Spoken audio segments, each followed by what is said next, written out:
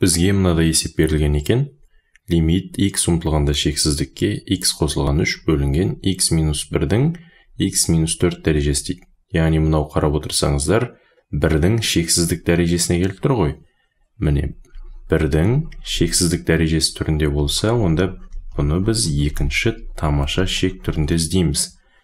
Яғни екінші тамаша шекте отырғанымыз лимит x ұмтылғанда шексіздікке 1 қосылған 1 бөлінген x-тің x дәрежесі бұл e-ге тең болатын еді.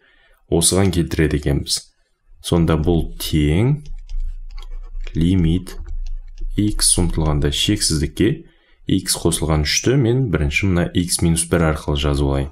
Сонда алымында x азайтылған 1 қосылған 4 деп жазсам болады.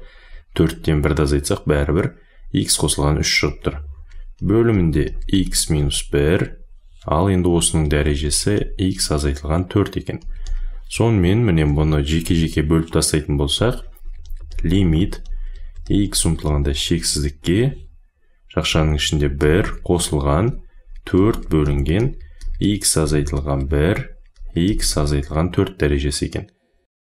Сонымен мынау екінші тамаша шекке келу үшін міне 1 бөлу x дәрежесінде x, яғни екеуі бір-біріне кері болу керек екен.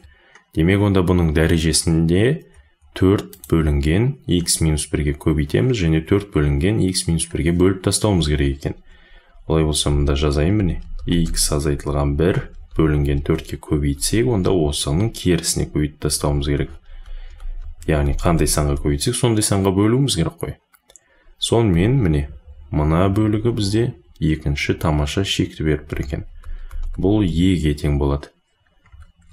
Сонда бұл тең лимит x ұмтылғанда шексіздікке e-нің 4 көбейтілген x азайтылған 4 дәрежесі бөлінген x азайтылған 1 дәрежесі. Ал бұл тең болады. Міне, x минус 4, x минус 1.